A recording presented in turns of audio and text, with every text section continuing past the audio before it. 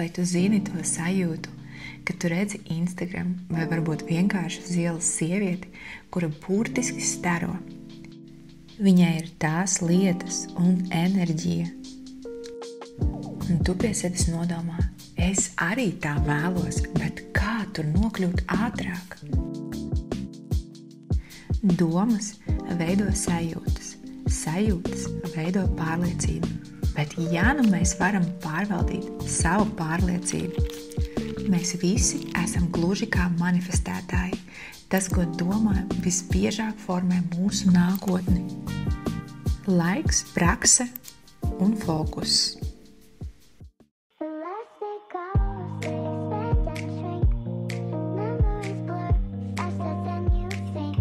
Šajā video es tev pastāstīšu, kas ir manifestācija, kāda ir tās veidi, kā tev to integrēt savā dzīvē un priekš kam tev tas vispār ir vajadzīgs. Mani sauc Anete Šteina un es esmu sievietes dzīves stila coach. Manifestācijas veidi ir tiešām ļoti daudz un es tev pastāstīšu, ko vispār nozīmē tas viss kopsumā. Manifestācija skan iespaidīgi, bet tomēr esmu pārliecināta, ka daudzi vienalga līdz galam nesaprot globāli, ko tas nozīmē. Patiesība ir tāda, ka tik, cik mums ir interesanta dzīve, tik mēs paši arī viņu radām. Protams, ka jau sen tas ir visiem zināms, ka neviens neatnāks un neuztaisīs tevi par laimīgu personību, personu, būtni un tā tālāk, un neviens tev neatnesīs, vot lūdzu, šeit tev ir tava laimīte. Tāpēc būs pašai vien jāsakoncentrējās uz to, ko tu vēlies. Un tieši šis te fokus, tā ir manifestēšana. Tikai tu un vienīgi tu vari zināt, kā tu vari justies laimīga. Un ar manifestācijas palīdzību tu vari piesaistīt ātrāk savu veiksmi, laimi, tādā veidā, ka fokusē savu uzmanību uz vienu konkrētu lietu. Un iedomājies, ja tu konstanti domās par to vienu lietu, kā tev nokļūt pie viņas un mēģinās to vizualizēt, saprast, kas tas tieši ir, ko tu vēlies, kādas detaļas. Taviem sapņiem patiesībā nav robežu. Tātad, tu vari kaut ko klausīties, tu vari kaut ko pierakstīt, tu vari domas fokusēt, un tu vari izteikt. Un tas nozīmē to, ka tās var būt rīta lapas, tās var būt meditācijas, tās var būt afirmācijas, tās var būt arī kaut kādas mantras. Zini, savu reizi es ļoti vēlējos sev iegādāties mašīnu. Un man likās, ka tas sapnis, viņš it kā ir sasniedzams, bet ne līdz galam.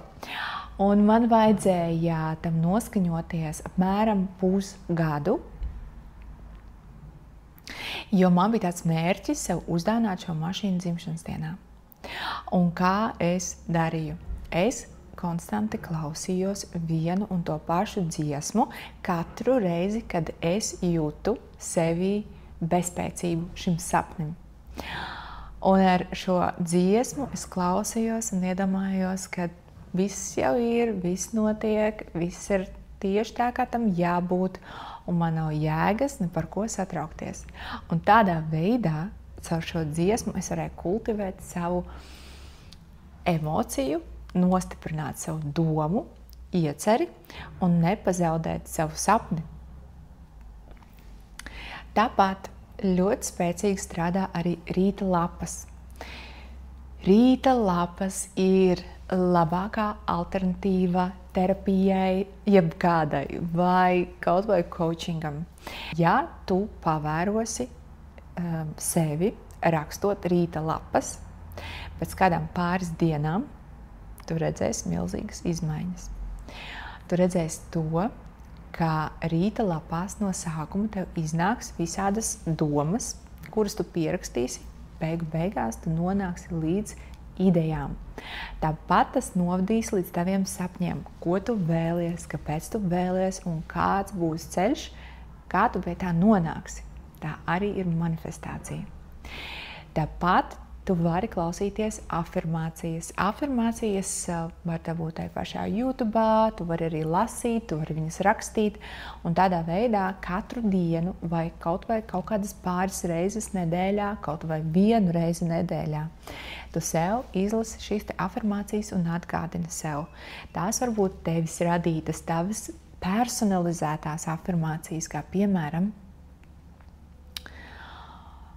man ir visi resursi, lai es sasniegtu savu galveno mērķi. Un tā tālāk. Veidot un kultivēt savas afirmācijas. Tu vari fokusēt savu enerģiju uz kaut kādu konkrētu priekšmetu. Vai tas varētu būt interjerā konkrēta svece ar konkrētu aromātu, kas tev palīdz sakoncentrēt domas vai izdarīt tā, ka tas tev liek justies kaut kā īpaši, kas tev palīdz kaut ko izdarīt, piemēram. Dzīvē pie līdzsvara var strādāt visu laiku, un tas ir konstants darbs. Strādāt ar sevi, iedomājieties to, ka jūs aiziet pie kauča vienreiz mēnesī, varbūt tas ir vienreiz 3 mēnešos, vai pie psihologa, vai pie psihoterapeita. Un tas nozīmē, ka visas pārējās dienas jūs atkal varat atgriezties pie sava iepriekšējā domāšanas veida. Konstanti vēršam fokusu, lai to visu sasniegtu un noturētu. Ziniet, tas ir pats trakākais noturēt fokusu. Tas ir jāmācās, tas ir ļoti jāmācās, jo patiesībā tā ir sakne, kāpēc ir tik maz cilvēku, kas tiešām ģeniāli ir sasnieguši savu pilno potenciālu, kas viņiem ir pēc saviem dzimšanas datumiem.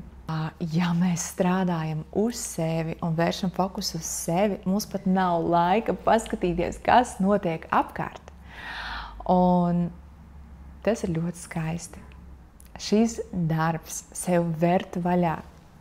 Tu vari atvērt 1000 durvis sev priekšā un pārliecināties par to, ka aiz 1000 durvju ir vēl 1000 durvis, un darbs ar sevīm ir bezgalīgs un ilgs, taču nesmags.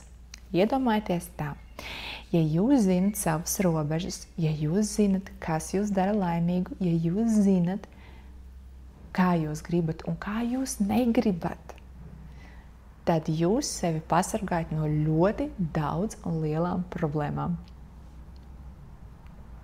Strādāt ar sevi patiesībā ir pats vieglākais un labākais veids. Dažkārt šķiet, ka jā, tas nav viegli ar sevīm strādāt, paskatīties uz sevīm. Jā, bet vai ir vieglāk ciest, vai ir vieglāk iekļūt kaut kādās tādās situācijās, kur pēc tam jūs saprotat, ka jūs esat patērējuši iespējams 2 gadus, jo jūs nevarējāt pateikt, kādas ir jūsu robežas, kā var ar jums un kā nevar ar jums. Lai kāda būtu smaga situācija, to var piedot, atlaist un dzīvot tālāk, neskatoties ne uz ko, neskatoties uz to, kurā situācijā tu esi, kurā vietā tu esi, kas ar tevi notiek vai noticis.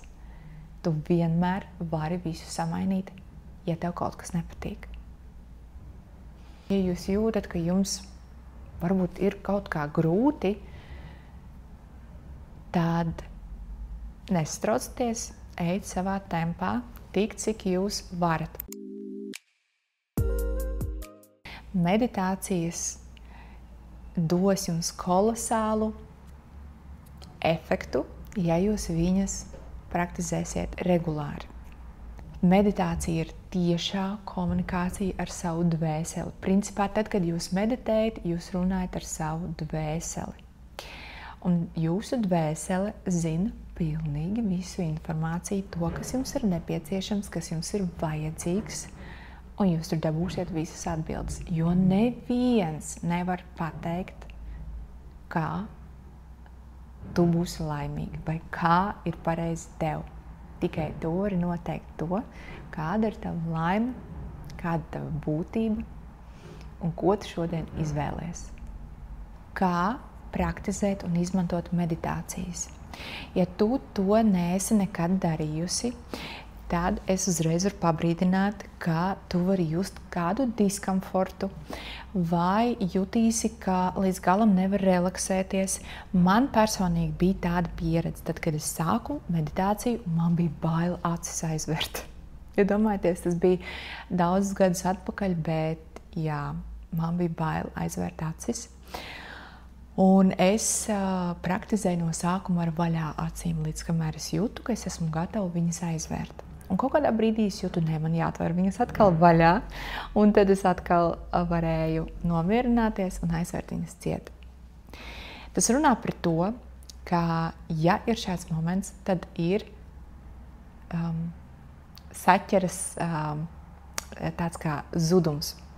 Un vēl tu vari šīs pašas meditācijas mēģināt iet un klausīties austiņās gar jūru, piemēram, un vienkārši klausīties austiņās un pierast pie meditācijām. Jūs varēsiet sajust, pie kā jūs vēlaties atgriezties, lai padziļinātu tās visas sajūtas, lai dabūtu ārā pareizās atbildes, tās, kuras ir jūsu, un lai jūs varētu aktivizēt vairāk, nokļūt tuvāk saviem sapņiem, saviem mērķiem, savam līdzsvaram.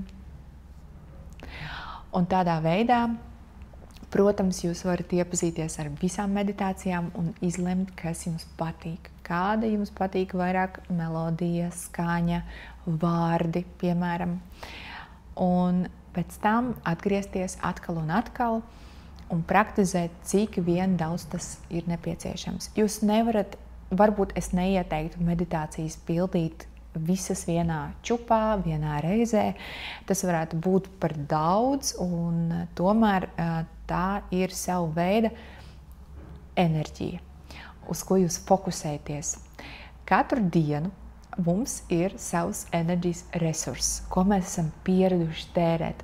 Tādēļ enerģija ir tāda tā kā gumija. Jūs viņu varat iestiept, tad jums ir vairāk enerģijas, un tad, kad jums viņa netiek kultivēta, viņa atkal var noplakt. Jo vairāk tu sev trenēsi uz dažādām lietām, kur tev vajadzīgi ir vairāk jauda, vairāk enerģija, tad zini, ka katrā lietā vajadzēs bišķiņ piepūli, kamēr pierod. Un to lauku nevar redzēt ar acīm, bet viņš strādā tā kā gumija.